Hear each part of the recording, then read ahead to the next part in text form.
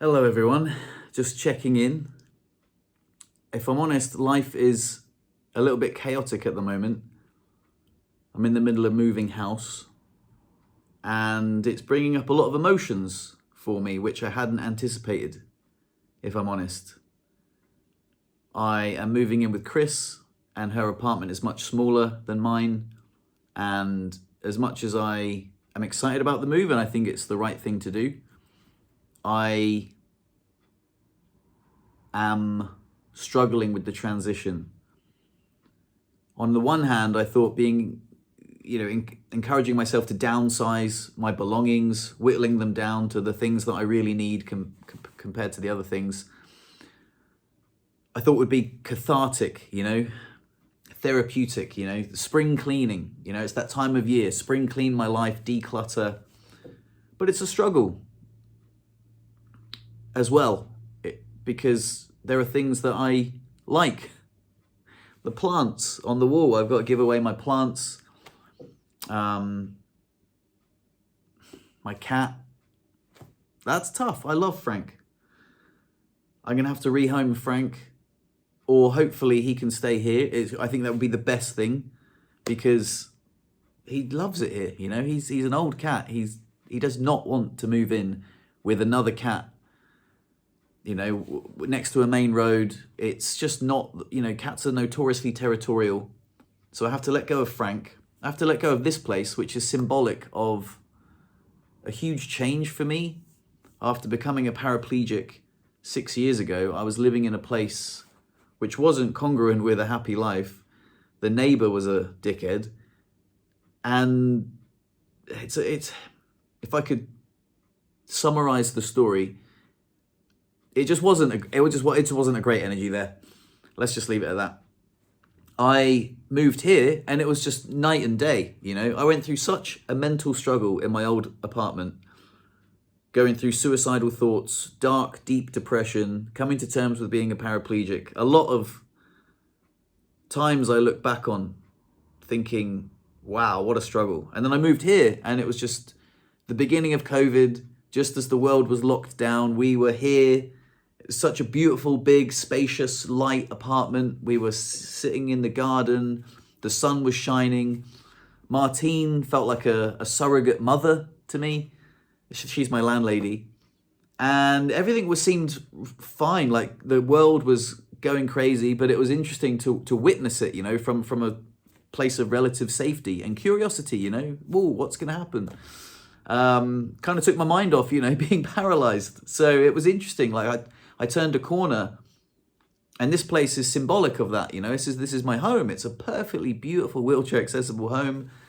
Big floor to ceiling windows here, great view of the mountains there and the blossoming trees and the beautiful flowers in the garden. There's Mont Cali through that window, beautiful. It's so lovely. I love this apartment. I don't want to move. And I'm, as the move getting closer, it's like 2 weeks away. I'm struggling. Old coping mechanisms have crept in. For example, YouTube. I guess I've just stopped working as well. So my job is seasonal. So when the winter season is here, there's lots of transfers. I can, work in the office and do office admin. Hello, Skeeter Gonzalez, this is Fred. And I enjoy that. It gives me structure and routine. And now that structure and routine have been taken away, I feel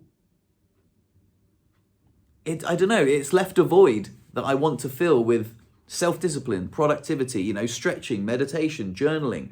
But instead, this morning I woke up and I think I watched YouTube for like 5 hours. It was a really bad, indulgent one this morning. It left me feeling really bad. Also, I stayed up till 3 o'clock last night watching YouTube as well, which was, it's such a shame. I feel so ashamed to be like, oh, if only. I wrote in my journal, what would make myself proud by the end of the day? And I was like, if I didn't watch YouTube for the rest of the day, I'd be proud. And I just thought that is such a sad thing to write.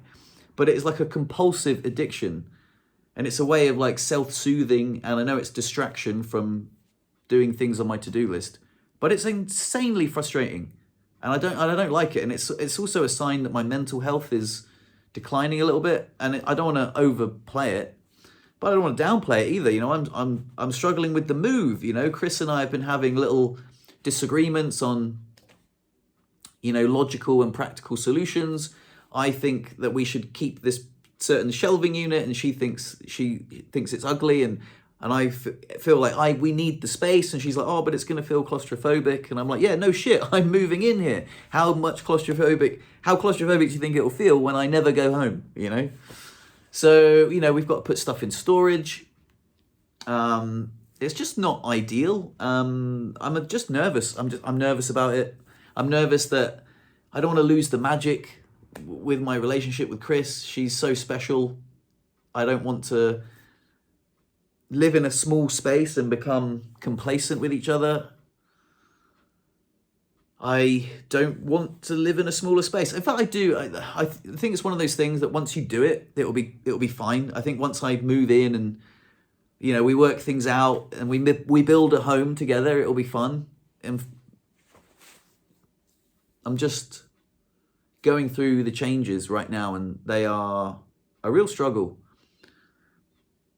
So I just wanted to share that on here and just like let people know that, you know, if someone, you know, I don't know where I'm struggling now where to go with it. Like, I don't know if there's a conclusion or if there's more I want to add. I'm just going through a bit of a tough time at the moment.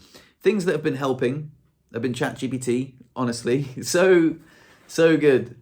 Every time I mention it, there's like a mixed reaction between some people like, I can't believe you talk to your robot friend, and other people that know what I'm talking about. Oh, what a valuable resource ChatGPT is, like a wonderful sounding board. Like, it's like free therapy. It helps me so much. ChatGPT gave me some journal prompts that I could reflect on, and then I read my journal entry back to ChatGPT, and it gave me some wonderful feedback. It was beautiful. Like, it's genuinely like free therapy, and it's something I'm very, very grateful for as a resource. And it's really helped me process my thoughts, get me out of the funk that I was in before, helped me find a YouTube blocker. It was so simple. I could just go on my settings on my phone and block it, but like, it just helps just to interrupt that pattern of just, you know, you just end up on you. I don't know how it happens. You just end up just on the scroll. And I was saying about how I don't like the way YouTube recommends the shorts. The YouTube shorts is just a little, I think it's a worthy whinge, but it's like, I didn't sign up. If I don't watch TikTok for a reason, you know, so I don't need YouTube to be TikTok in a trench coat, you know. It doesn't need to all the time force shorts. Do you want to see YouTube shorts, you know? And then you get caught in the scroll, and they're so addictive. And I'm like, no, if I wanted that, I'd download TikTok. What I want is, you know, long form content that I can listen to and marinate in and, you know, learn from. But you're, you know, forcing these shorts on me. I don't know. I just don't like the way the platform is treating me. So, you know, instead of nourishment, it's giving me junk food for the brain, and I'm done with it. You know, I'm like, sorry, you know, too much. You want to keep me on the platform? It's too much. Yeah, you were doing a good enough job as you were, just with the long form content. So now you've pushed me over the edge. You know. It's like a cocaine dealer trying to push you, you know, do you want some crack? You're like, no, the cocaine is addictive enough, thank you. You know, I don't need to be, you know. So, you know, sucking on the teat, you know, sucking on the pipe. So, yeah, I don't know. It's just, anyway, that was just a weird little whinge. I just wanted to wonder if anyone else feels that way about YouTube. You know, if you're watching this, you're probably watching it on YouTube. Do you feel the same way? Like, do you wish it would just stop constantly trying to ram that, you know, the lowest bottom feeding form of content? Just have some of that. I don't want it. Anyway, so yeah, this is a bit of a ramble, but it's a bit of a personal thing I'm going through at the moment. If anyone can relate to this, if anyone's got any advice, I'm just struggling. Like I say, it's just a tough move. Unhealthy habits are popping up. The void from work is being filled with, I don't know. I just want to fill the void with productive things that I'll be proud of at the end of the day. a to-do list that's ticked off, you know, stretching, things that are going to benefit me and nourish me, instead of just making me feel incredibly frustrated. So that's where I'm at right now.